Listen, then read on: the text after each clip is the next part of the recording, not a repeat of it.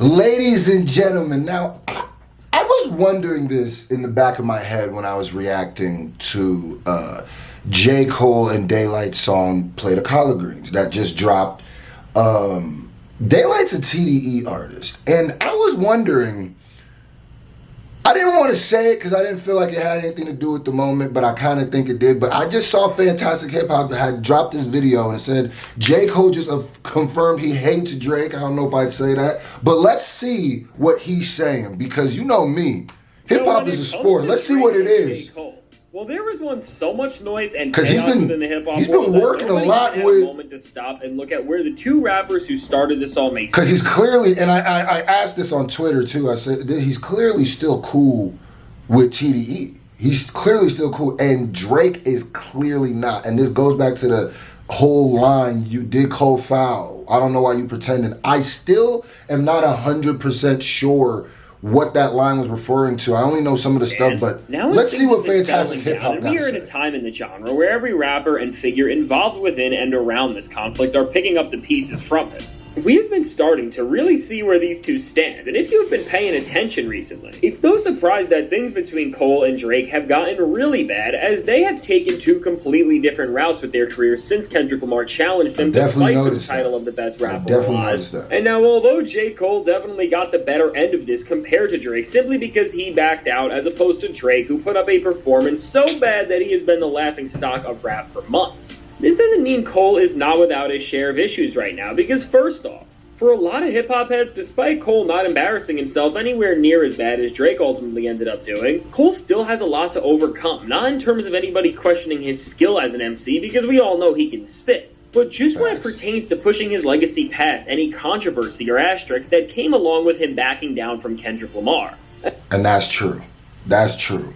I've seen the comments through the videos and stuff of people like, there's still a blemish on his jacket. There's still mustard on his jacket for doing that. And as a hip hop head, yeah, I'll never look at him competitively the same ever again. So he didn't leave this battle unscathed either. And the why the competitive thing matters is because J. Cole is a very competitive lyricist in the lyrics that he says. So he kind of diffused a lot of some of his most potent lines to me. And while Cole really is still yet to put a true dent in, but he's still one of the best. Don't get it twisted. Until the fall off or any new project from him to really enter a point where narrative is beginning to shift for him around the entire world of not just hip hop but music.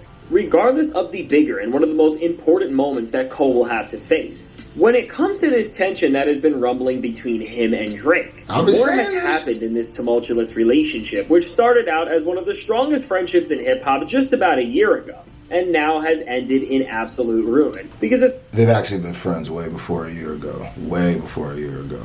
Just fact-checking a little bit. They've been friends for a long time. But I've been said, it feels like, because when J. Cole popped out on the Future and Metro album, I said, this definitely is go back and look. So, and then now we still working. He dropped the song with TD artist Daylyt, and Daylight's been big talking about the battle.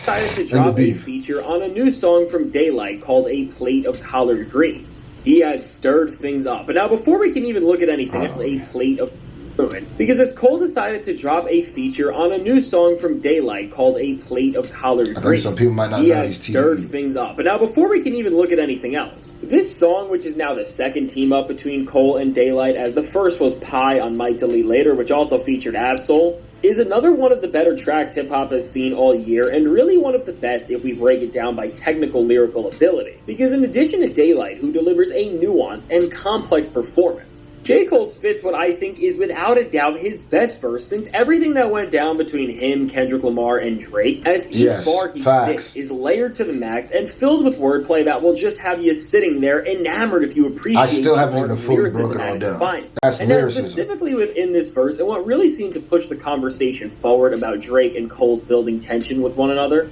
were the series of bars Cole delivered which made references to Michael Jackson in so many different clever ways, as Cole carefully pieced together a lyrical canvas with so much lore and history about MJ to make one of the best written series of lines that I have seen all year. And now, as Cole leans so heavily into referencing MJ on this track, and on top of this, the fact that he is boasting through these bars and hyping up his own stature, which is something we really have not seen in a while, and then ultimately knowing the context of what started all of this drama off in the first place, which of course goes all the way back to first-person shooter and when Drake was comparing himself to MJ on the second half of that track, which ultimately was then followed up with Kendrick throwing this right within. Nah, I'm gonna stop it right there. I don't think that J. Cole's Michael Jackson scheme had anything to do with Drake. I think the point of Collard Greens is just exceptional writing, exceptional penmanship. So I think that was a scheme for the sake of a scheme that's also more talking about his place in everything. I don't think that had anything to do with Drake. I don't think anytime Michael Jackson is referenced now, somebody's referencing Drake. That's I'm not going to allow that. If that's what people try to do, oh no, we're not doing that. Leave Mike alone. His face as they kicked off their battle. Putting all of this together, people were speculating that this may have been a Drake diss from Cole. And while for some rappers doing something like this could have very well been trying to poke at Drake, based on the way Cole raps, handles beef as we have seen, and even has thrown out subliminals to other rappers in the past, I don't think this was intended to knock Drake one bit. But even with this said, this does not mean that the song hasn't told us anything about the Cole and Drake saga, because as Daylyt, who is a rapper who was both signed to Kendrick Lamar's former label and still close collaborators Top Dog Entertainment, and even on top of this, has been someone who has been very vocal when it comes to bashing someone like Drake online over again for months.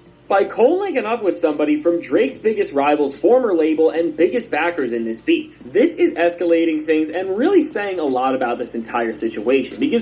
Well, to me, it's not only just linking up with somebody with TDE, which is already the thing. He's linked up with Future and Metro, which is another thing. And then it's the fact that Daylyt has been he has Drake diss tracks. He's been directly dissing Drake. Like, he's been directly going through this battle talking about him, and even before that dissing him. He's directly doing that. So even if he wasn't a TDE artist, you're working with somebody who is openly not on Drake's side. You know what I mean? First off, for TDE at this point, based on where they are at as a collective. Meanwhile, Drake, niggas getting out of prison sending threats on Drake's behalf. So, well, they're saying it's on Drake's behalf, but.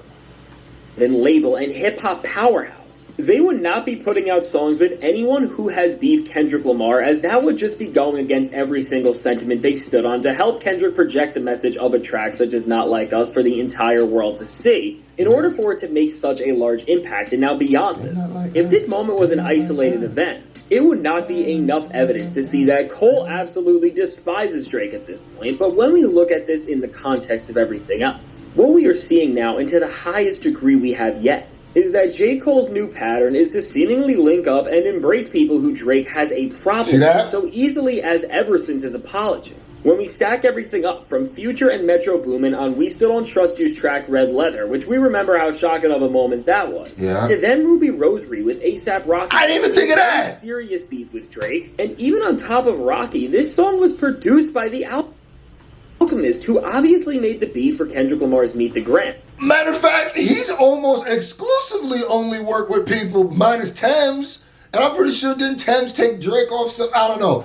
He's almost only exclusively worked with people who have an issue with Drake since this, which is crazy. And while some producers have not fully taken sides in this beef, and we don't count Grippy.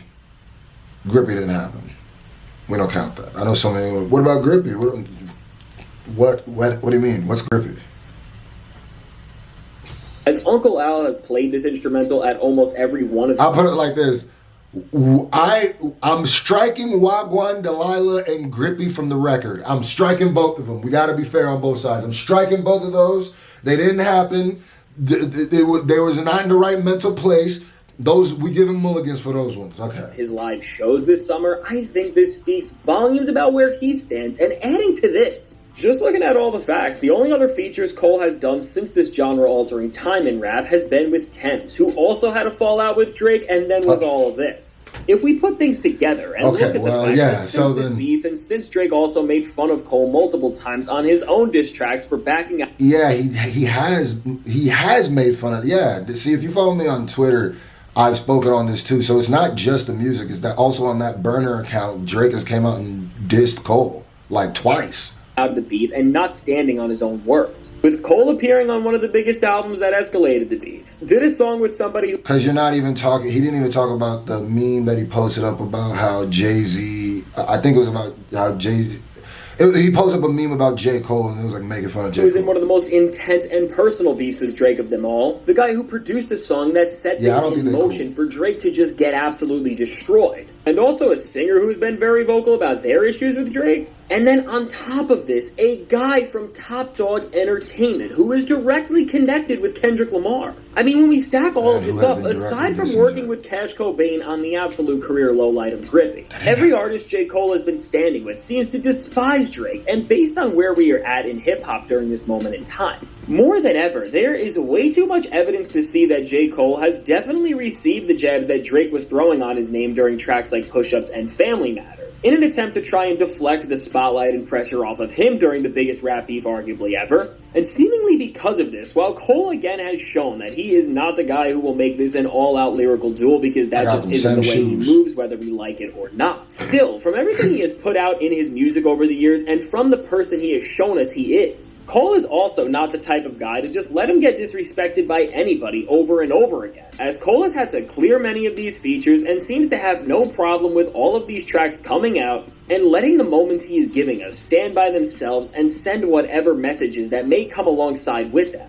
With one of the craziest feature runs with Drake's enemies ever, he has confirmed to the highest extent that we can see without him releasing new solo music that if Drake wants to sneak diss him and make fun of him on social media, J. Cole is only going to heighten the pressure on him in this faint yet tactical way of linking up with his enemies to make Drake look all the more alone and isolated. And beyond this, now with the new Daylyt collab, what this is telling us at the very least is that the relations between Cole and TDE are now good, as they would not stamp their brand on anything that even hints at being anti-Kendrick Lamar. Which then of course means that it's looking like Cole and Kendrick Lamar as a whole seem to be on good terms, or just have some sort of strong and unbreakable respect for one another. Which would explain why they have not engaged further in this beef, and even why Kendrick Lamar seemed to allude to Drake having problems. Did Cole foul? I don't know why you still pretending. We really didn't unpack that moment. We really didn't. But J. Cole has one petty nigga to another. I see what you're doing, bro. I see what you're doing. I see what you're doing. Some people try to call me crazy when I first said the red leather thing. I said, like, bro, y'all, some of y'all aren't like rappers, and y'all don't, maybe y'all don't understand how that works, but it's like, bro, and understand about clearing records and like none of this stuff happens by mistake. None of it happens. All of it's strategic, bro. Already on a track like Not Like Us, which we didn't really... Especially when nobody comes out and be like, debunks anything. There's a reason why they come out and stop you from thinking certain things and let you think other things. Pay attention. To notice because so much was going on back then. So overall, as J. Cole is now defining this chapter of his career right now by going on a feature run with all of Drake's opponents, and after having his legitimacy as an MC and integrity as a man being made fun of by him, Cole is letting us know once and for all that he is done with Drake, and because of the way he threw him out and mocked his choice for backing out, I don't know if that's what he's saying. While Cole and Drake may have seemed to be best friends as they did a joint tour and released multiple collabs together in 2023, now that this is all said and done, and Drake has really shown who he really is, what did he Cole wants nothing to do with him. So now with all this said, let me know. What do you think of this entire situation? And now, do you think that things between Drake and Cole will go further than this? Now, I can't wait to hear what you have to say. And if you want to... Yeah, facts. I want to know the same thing. What do you think? Do you think that this is all of this put together? Not just this one song with the TDE artist who's been kicking Drake's back in for 4 months, but... Not just him, but all that other stuff tied in. And then what do you think Dot meant by the Cole foul? I don't know why you pretended. Gotta think. It's getting rough out here. Hip hop is a sport, ladies and gentlemen. Go grab you a t-shirt, man. Link is in the pinned comment, or it should be. If not, it's in the little shop area below, fromthevillage.us. Go get one, man. Later.